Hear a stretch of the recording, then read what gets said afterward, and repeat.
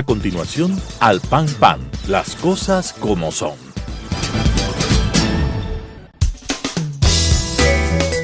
Clasificación B, bajo supervisión de un adulto.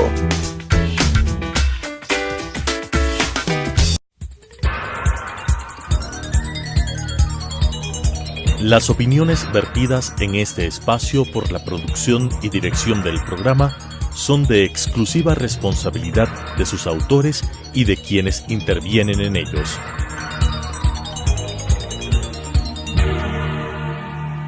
Telesucesos Canal 29 UHF presenta Al Pan Pan, las cosas como son.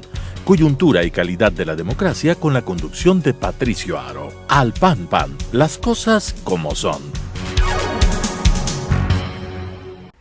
Cordiales saludos a la gran audiencia de Telesucesos Canal 29, el canal diferente. Gracias por acompañarnos a decir una vez más las cosas como son. En esta oportunidad, con César Ulloa y su servidor Patricio Aro Ayerbe, diremos las cosas como son con un invitado especial, Nelson Nogales. Nelson es politólogo y profesor universitario y con él analizaremos y diremos las cosas como son sobre la existencia o no, la continuidad de la vida en la Constitución Política del Estado del Consejo de Participación Ciudadana y Control Social. Nelson, bienvenido a decir las cosas como son. César, bienvenido. Muchas gracias, Patricio. Un cordial saludo al Nelson, colega, docente universitario. Y claro, las últimas elecciones ponen en discusión un tema gravitante para la democracia del Ecuador, que es la continuidad o no del Consejo de Participación Ciudadana y Control Social. Y es que Patricio y Nelson resultaría un contrasentido para la democracia, como para cualquier gobierno de signo que se precie de progresista, el estatizar la participación. Controlar, regular, sancionar y sobre todo perseguir cuando las organizaciones de la sociedad civil y la sociedad civil organizada desde distintos lugares no está alineada a los designios de cualquier gobierno de turno. Esas elecciones que fueron realmente unas elecciones muy especiales porque con la designación de las autoridades de los gobiernos autónomos descentralizados, se eligieron también a los 7 miembros del Consejo de Participación Ciudadana y Control Social, que luego de haber un consejo transitorio se designó por la voluntad popular la designación de estos miembros. Sin embargo, esas elecciones no fueron de un tinte normal, fueron subgéneros, realmente tuvieron un toque muy especial. Pero en realidad, bueno, el gobierno cometió un gran error.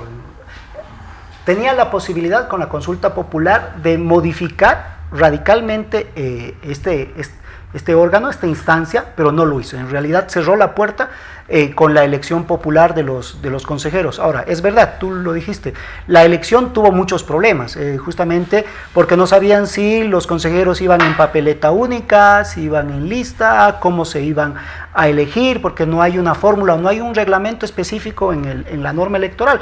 Pero además, esta idea de si el voto nulo vale por papeleta, vale por voto, entonces todos esos problemas hicieron o esos inconvenientes hacen de la elección de los consejeros como muy poco legítima y muy poco transparente, pero no se pensaron en esos detalles desde el gobierno. En realidad el gobierno pensó que lo más democrático era justamente elegirlos por voto popular, pero no fue la mejor solución técnicamente hablando. Ahora, Patricio, me parece que habría que revisar algunas expectativas que ha generado el gobierno nacional de cara a lo que se llama un tercer diálogo nacional. Es posible que en la reforma política, como advierte el vicepresidente Otto Sonnenhösler, y de la misma manera como advierte ya el Consejo de Participación Transitorio saliente en las figuras de Julio César Trujillo y Pablo Dávila, que una de las salidas de la transición política sería una gran reforma y que ponga en discusión efectivamente si este Consejo de Participación Ciudadana y Control Social debe continuar o no. Yo creo que el debate no solo está en la eliminación, sino que el debate más serio es las competencias, atribuciones, facultades que tiene este Consejo en el caso de ser eliminado. ¿Para dónde se irían, Patricio? Sí, realmente yo quisiera topar un poco y ampliar un poco más lo dicho por Nelson en esta oportunidad. La legitimidad que se le dio a estos 7 miembros del Consejo de Participación a través de las urnas. En realidad, hubo una intensa campaña primero para el voto nulo con la finalidad de que sea una expresión popular manifestada en las urnas de que no se quería ese Consejo de Participación Ciudadana, es decir, que se elimine esa función del Estado. Y esto es importante también que nosotros hablemos con las cifras. En el caso de los hombres, por ejemplo, el 7.1% de los votos fue en favor del primero de los elegidos. El 7.1%. Ni siquiera el segundo, 1 de cada 10. Exactamente. El segundo tuvo 10. el 6.46 y el tercero el 5.82. En la lista de hombres, que era la lista mayoritaria y solamente había que escoger 3, eran 28 candidatos me parece, el 23.81% votó nulo. No sé si realmente votaron intencionalmente nulo o por la gran sábana que era la selección de 28 candidatos, de entre 28 candidatos, escoger a 3, no sabíamos realmente, yo hablo por mi propia experiencia, dónde estaban ubicados los candidatos que yo quería escoger. Pero en realidad tenía muchos problemas, o sea, porque nunca hubo, digamos, como una capacitación a la ciudadanía y sobre cómo debe elegirse. O sea, sí vieron spots, publicidad en radio, pero la gente no ve la televisión, digamos, por sus quehaceres. Entonces, se tenía que haber pensado en otras formas de capacitación justamente para evitar la confusión y el voto nulo. Ahora, yo no estoy muy seguro de si el voto nulo interpreta, digamos, que el órgano desaparezca per se. O sea, yo pienso que el voto nulo puede tener otras explicaciones. Pero retomando lo que dice César, es muy importante. Más allá de si el órgano o no debe eliminarse, yo creo que uno tendría que pensar, y eso es lo que nadie debate, en realidad todo el mundo le esquiva, es cuáles van a ser las consecuencias en el mediano y en el largo plazo de la eliminación del órgano del Consejo de Participación Ciudadana, porque bueno, no solo es la distribución de las competencias hacia dónde se va, sino implica reformar un montón de leyes y de reglamentos ligados a la función o a este órgano. Entonces no es así de sencillo, eso implica como revisar y modificar un montón de leyes. ¿Cuánto tiempo se tarda o se va a tardar en dichas modificaciones? Si fuese así de fácil, yo creo que ya lo hubiese hecho el gobierno o ya lo hubiesen planteado. En realidad hay como toda una discusión y un debate detrás de la modificación, y yo pienso que eso el remedio podría ser peor que la enfermedad. Voy a incluir nuevamente un argumento sobre el voto nulo. Se decía, y esa es la discusión que también estuvo en su momento en la palestra, que el voto nulo debería ser multiplicado por 7, y en efecto yo creo que ese fue un error del Consejo Nacional Electoral, de sus consejeros, de sus miembros, porque el voto nulo debía valer por 7, y eso no sucedió. Es muy claro decir, a ver, ¿por quién vamos a suponer que el voto no era el sufragio universal y secreto, sino que era nominal? ¿Por quién votamos para el primer concejal? Yo voto por A, yo voto por B, yo voto nulo, va 1. El segundo, ¿por quién? Yo voto por A, yo voto por C, yo voto por nulo, van 2. Y así por los 7. Entonces debió haber sido multiplicado por 7. Y eso definitivamente representaba la mayoría o ganaba a todos los candidatos juntos el voto nulo. Y ahí sí realmente tenían que repetirse las elecciones. Pero volviendo al tema y topando nuevamente el tema, ¿debe o no debe desaparecer? Es un problema de función del Estado, de poder del Estado. Y republicanamente, un Estado republicano tiene 3 poderes: el legislativo, el ejecutivo y el judicial. Bueno, yo diría, Patricio, recogiendo el calificativo que algunos autores le hicieron a la función de transparencia y control social, ellos dijeron que era una pirueta ideológica. Y la pirueta ideológica tuvo entre los objetivos, si uno revisa el plan del 2006 de Alianza País, como primero, ciudadanizar la política, pero eso fue un contrasentido en la medida que debilitó el sistema de partidos. La segunda tiene que ver con la forma y las atribuciones y competencias que se le da a esta función del Estado en el Consejo de Participación, que son 3 cosas delicadas. La primera es la designación de autoridades de control y escoger entre ternas para nombrar las autoridades de las superintendencias. La segunda función importante es la lucha contra la corrupción, por lo cual puede ser parte procesal en un tema que se combata la corrupción. Y la tercera, mecanismos de participación ciudadana, mecanismos de democracia directa y lo que tiene que ver con incluso ser un actor que presente leyes al Estado. Yo creo que si uno mira los resultados desde que se conformó el Consejo de Participación Ciudadana y Control Social, los resultados son deplorables, no negativos, son deplorables, porque en materia de lucha contra la corrupción no se ha hecho nada. En materia de incentivar la participación ciudadana a través de mecanismos, tampoco se ha hecho nada. Y la tercera, si uno revisa la legitimidad de origen de las personas que fueron electas, las distintas autoridades del Estado, todas eran correístas.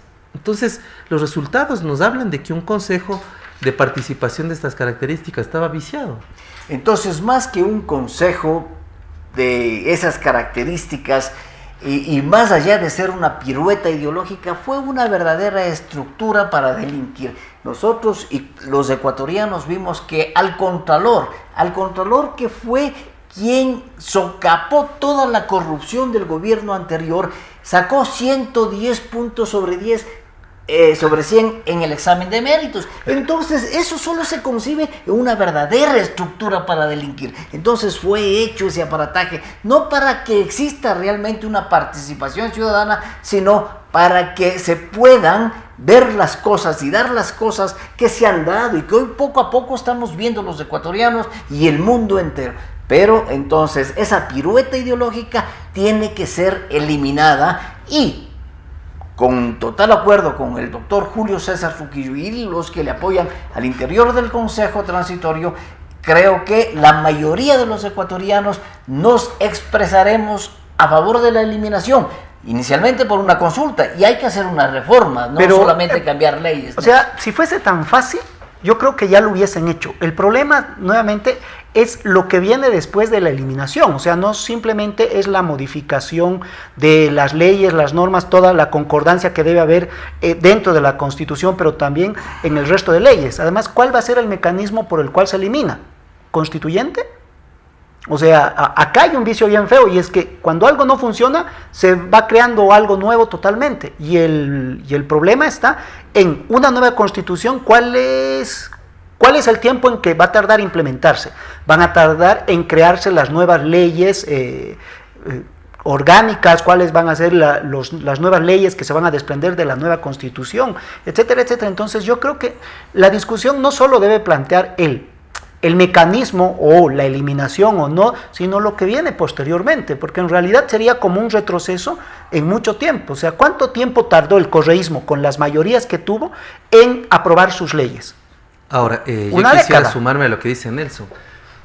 Así como dicen que todos los caminos conducen a Roma, aquí todos los caminos conducen a la Corte Constitucional, porque hay tres grandes pistas desde las cuales se puede promover una reforma a la Constitución, que no significa una asamblea constituyente, y la primera es que el Ejecutivo consulte a la Corte Constitucional en qué términos se puede llevar a cabo una reforma, y sobre la base de eso ir a un referéndum que el Consejo Nacional Electoral podría pronunciarse. La segunda es que efectivamente en dos debates sobre lo que se considera una reforma parcial, entre debates 45 días, el Congreso llegue a un acuerdo. Ese acuerdo va a la Corte Constitucional también para calificar. Es la Corte. Y la tercera es que los ciudadanos recogen las firmas que establezca una reforma, no una enmienda, y eso va ahí a la Corte y la Corte califique. ¿Qué quiero decir? Que todos los caminos nos conducen a la Corte Constitucional, y será la Corte la que finalmente decida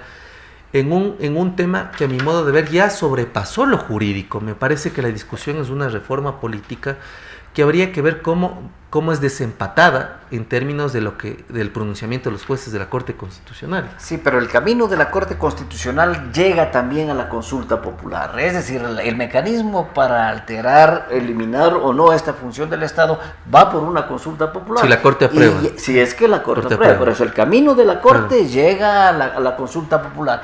Y si el pueblo se manifiesta y se expresa, tendrá que reformarse. Ahora, lo que Nelson dice, ¿qué viene después? No es solamente el asunto leyes, sino que quién reemplaza a ese organismo para las atribuciones que tenía, especialmente para la designación de funciones. Empieza a hablarse ya de un Senado, es decir, de una función legislativa bicameral, un Senado de 25 senadores con la específica función de designar las autoridades del Estado. En realidad, Hay muchas discusiones, en realidad que debería retornarse a la Constitución del 98, pero ahí se pierden muchos avances que tiene en cuanto a derechos de la Constitución del 2008, pero además, nuevamente, si abrimos esa puerta, ¿quién nos asegura de que se vaya a dar una nueva Constitución? Y con una nueva Constitución, querramos o no querramos, vamos a retroceder por lo menos unos 20 años en aspectos jurídicos, institucionales, reglamentarios, etc. Esta Constitución apenas se está asentando, no tiene más de una década y ya tiene 3 enmiendas. Bueno, pero esa es la historia constitucional del Ecuador, de la Constitución del 98, que fue la última Constitución previa a la de la consulta popular del 2008. Vemos que el tiempo realmente no permitió lo que tú dices, asentarse. No se asentó la Constitución del 98 y ya fuimos a una asamblea constituyente. Iremos también, ya hay voces que se han levantado sobre ir a una asamblea constituyente para hacer una nueva constitución, la 21ª del Ecuador. Entonces, las constituciones han sido hechas siempre como el cajón del sastre, al estilo y a la medida de quién está gobernando en su momento, y eso es lo lamentable. Ahora, Patricio, hay que recordar una frase que dice que el imperio romano desapareció cuando el poder de los hombres reemplazó al poder de las instituciones. Y claro, si nosotros hacemos un ejercicio de refundación permanente de la patria, lo que estamos haciendo es debilitando las instituciones, es decir, no hay instituciones, y yo creo que esta gran reforma política que ha propuesto el Ejecutivo, que por otra autopista está proponiendo el Consejo de Participación Ciudadana Transitorio y también de otros grupos, debería comulgar si esto se concreta en un acuerdo que no tiene que tener un horizonte no menor a 20 o 30 o 40 años. Lamentablemente el Ecuador es un resultado de traspiés, de baches y de un bacheo tan mal elaborado que siempre estamos discutiendo el aspecto refundacional del Ecuador, porque una constitución nueva querría decir refundarle de nuevo al país. Exactamente, le hemos refundado 20 veces hasta aquí. Claro, pero por eso los intereses de las personas, no de las instituciones. Yo personalmente pienso que esto debe ir por la reforma, o sea, es decir, de que, bueno, ya, el Consejo de Participación Ciudadana tiene problemas, solucionemos esos problemas, que retirémosle algunas competencias, por ejemplo, la designación de autoridades. Bueno, pero mantengámosle el empoderamiento ciudadano, de participación ciudadana, que de alguna manera es una competencia muy importante. Entonces no pensemos en la eliminación per se, porque generalmente los argumentos van en que como no funcionó la década correísta, no va a funcionar. Y en realidad no sabemos, o sea, son como unos juicios a priori. Primero, porque el nuevo consejo ni siquiera se ha instalado.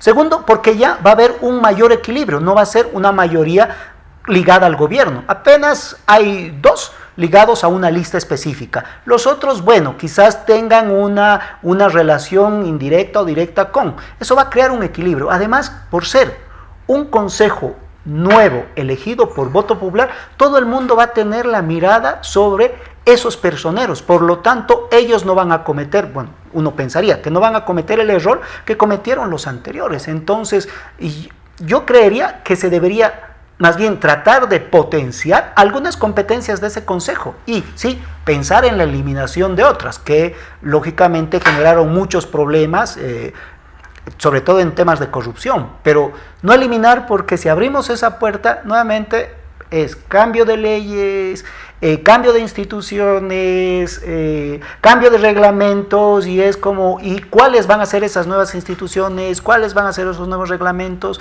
Etcétera, etcétera, etcétera. Entonces yo creo que nadie avisora o quiere discutir los costos en el mediano y en el largo plazo que implica, digamos, una eliminación total. No tengo datos estadísticos de cuál fue la participación ciudadana realmente en esta institución, pero a decir de todos los consejeros que han estado en el transitorio y los consejos anteriores y también de los analistas, la pata coja de esa mesa ha sido precisamente la participación ciudadana.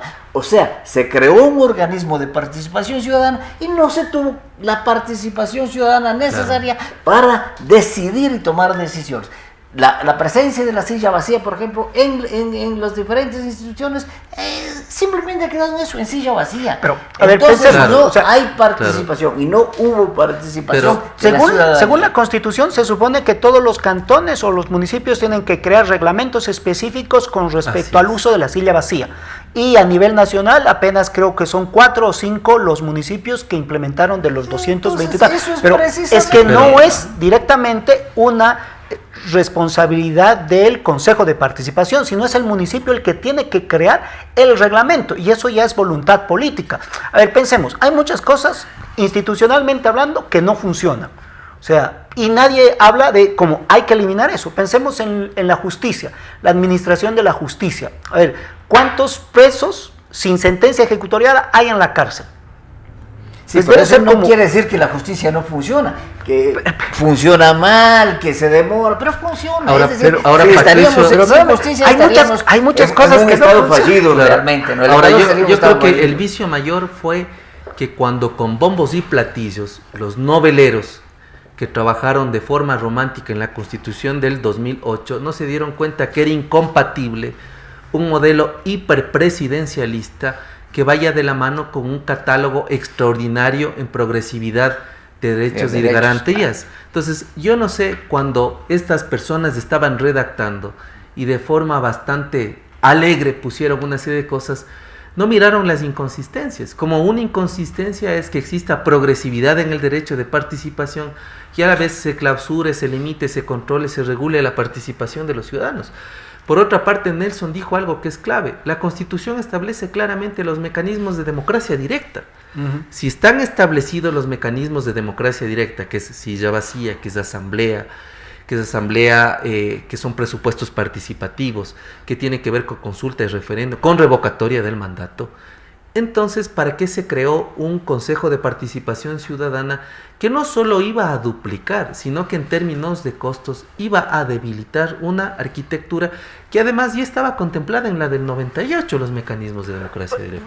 Yo creo que no va por ahí la cosa. En realidad, si uno mira los primeros artículos de la función de participación ciudadana y de la ley de participación ciudadana, una de las competencias es el empoderamiento ciudadano y, lógicamente, el incentivar la participación, algo que, lógicamente, no se dio, pero es una competencia muy poderosa porque, a ver, los ciudadanos voluntariamente se organizan para participar.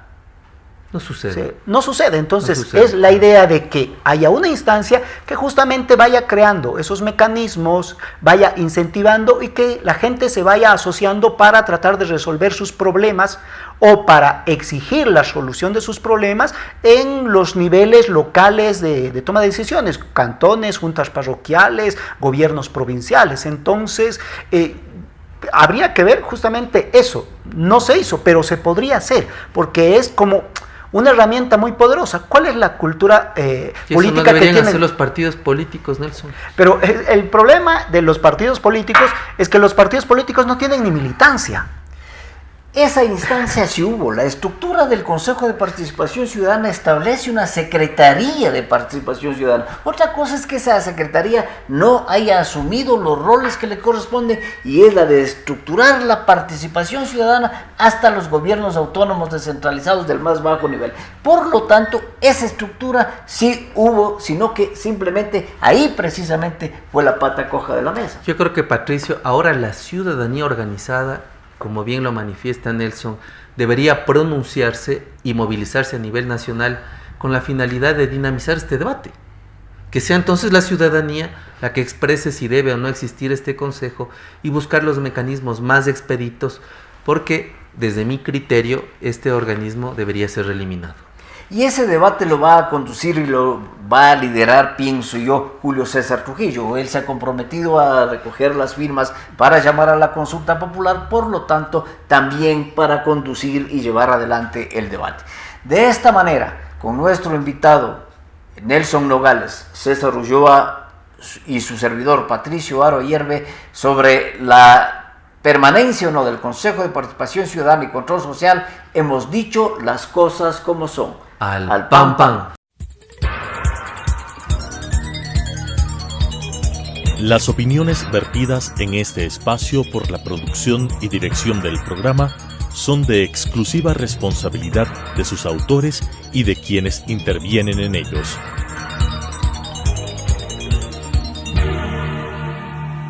Telesucesos Canal 29 UHF presentó Al Pan Pan, las cosas como son. Coyuntura y calidad de la democracia con la conducción de Patricio Aro. Al Pan Pan, las cosas como son.